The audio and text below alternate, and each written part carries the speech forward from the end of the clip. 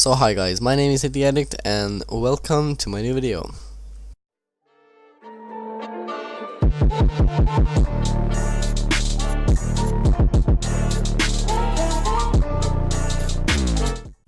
So in today's video I'm gonna test it out how Pentium 3 performs Intel Celeron based, and I got it from last week I guess, and my dad came out with a motherboard. CPU was installed, only CPU and a motherboard, that's all I had, and basically I really was into running that thing. Like, I want to see how was the 2000, how it feels to run that PC. So basically for 2016 this PC wouldn't actually work, but it gave me a really nice results. Not so good but not so bad actually, and it came out with integrated graphics, didn't have any external, so it was installed an Intel 80,000 series, something like that, and it was like Intel GMA, but it was worse than that. You can imagine that Intel still scraped integrated graphics back in 2000. It's really strange to see that, because I thought like they started creating Intel GMA as their first product for integrated graphics, but it's really nice to see that from the Intel. So basically let's move on to the whole rig, what is inside and what I did installed.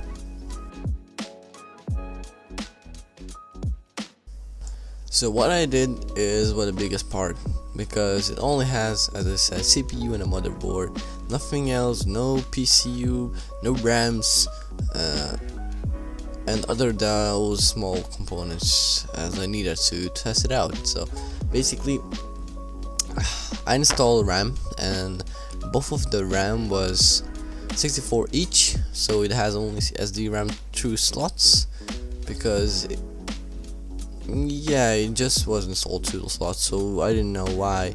Maybe it will be better than 1, but still 3 or 4 slots are still bigger than 2, because I didn't have more RAM. So only 64 and 32 megabytes. So I feel sad because I couldn't run better games like Quick 3, because it really needs to have more memory. And for the second part I installed my PCU, and it wasn't really a big deal because I felt like theirs was a different PCU, because it's from a manufacturer motherboard I guess, because it's IBM, but on the motherboard it says gigabytes, so I wasn't sure about that. So basically it was running fine, so it's cool. And for a hard drive it was 80 gigabytes, and the RPM was the default that everyone uses that now, and it's 7200 RPM as a standard. So it wasn't a big deal to find some hard drive. Was taken from my friend that he had 250 gigabytes and 500, so it was nice, but I didn't use those because I don't need too much storage for that, because it doesn't take all the storage, so it was cool for me. So, and I didn't have any LAN cable, so I took it out from the other PC that was using it, and it was a PCI adapter that had one antenna, or I don't know what you call it. So it was really nice running at internet speed. I do really like it, but the major problem was it is installing the Windows XP, and because it couldn't run USB and didn't have any bootloader, I tried to use PLOP that makes you a custom boot options, and then the other problem that it couldn't run to USB, as I said, but the bootloader was a different, and it always starts on a hard drive, not CD-ROM, because I can only run an installation from CD, so it was obvious to use that. And basically I just took some CD reader or something like that, disc reader, and I just put out the disc, and it couldn't work because always the motherboard usually starts a hard drive, and when it starts using a Windows it just goes blue screen. So I was searching for 10 minutes to find a boot order, and it was a really strange option. I don't really remember what the option is, but it was really strange to feel that the boot, the BIOS, the whole BIOS was actually different between the ABM and Phoenix BIOS, because Phoenix is more better and has better compatibility, and I do really like Phoenix more than other manufacturers like Asus or something like that. Old school, the best boys. And so when I installed the thing, it had anything around. I was trying to find some drivers, but I do remember that the drivers couldn't work because it only was the maximum of the operating system.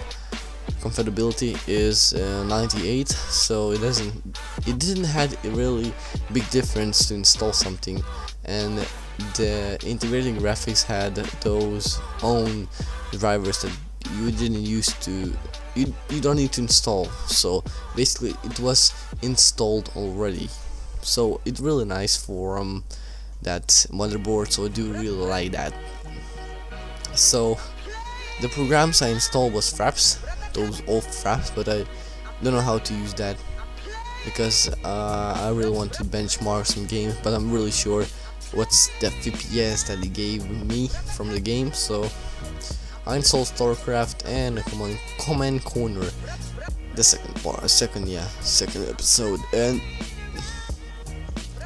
the great thing that it ran really nice because StarCraft doesn't require you to have a lot of memory and have a really fast CPU or even having a graphics. It was really nice. It was like 60 FPS, but I wasn't sure if those games were running at 60, maybe maximum 30.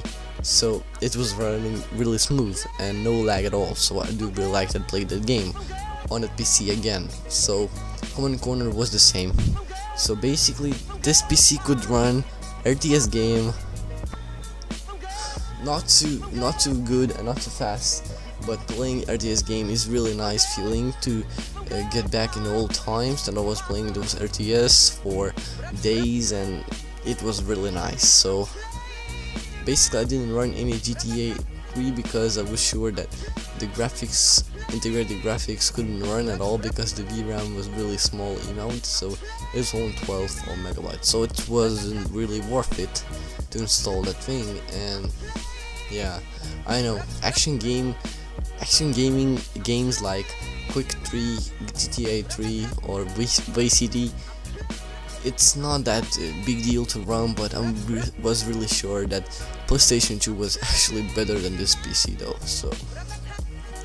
So for the last benchmark that I did is 3D Mark 2000, and I couldn't run 2003 because it didn't have any support to DirectX 9, I guess, no textures, and it was running really strange. So I reinstalled the older one and it was running fine. So basically I was looking for the scoreboard that it's in global, but when I look up the forums, this PCs was really horrible against those older ones that had integrated graphic, not the external graphics. It was real nice to see that it's even scored that much. So basically the score was 684, and it's really normal score for an Intel Celeron.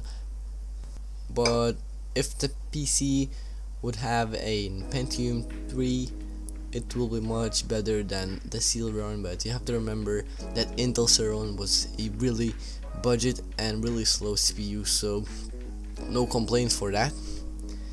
Basically that's what I had to deal with it, and the hardest part was installing the operating system and installing some programs. And so for the last thing that I want to show you is the internet. I'm sorry I couldn't record that, but that was really bad experience for me for the first time using an old technology to see how it performs on the Firefox, because Firefox still supports some older operating system from Windows, and basically it feels like you're trying to race a fucking turtle, man. And when the turtle comes like after 10 minutes to the finish line, it shows something. It was really horrible, so I wouldn't recommend you use YouTube or anything like that. You could watch films from your USB, from your CD, whatever else, but not internet. Internet actually is really bad for Pentium 3 Celeron, because it was the most intensive thing that I was waiting for, to show something on the screen.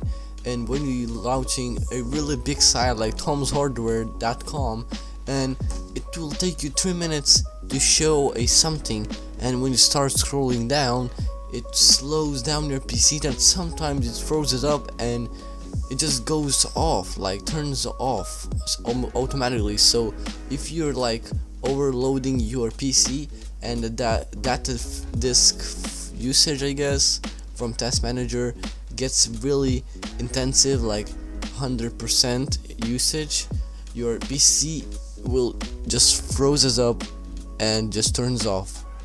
Maybe sometimes it will show you some blue screen, but I'm not really sure.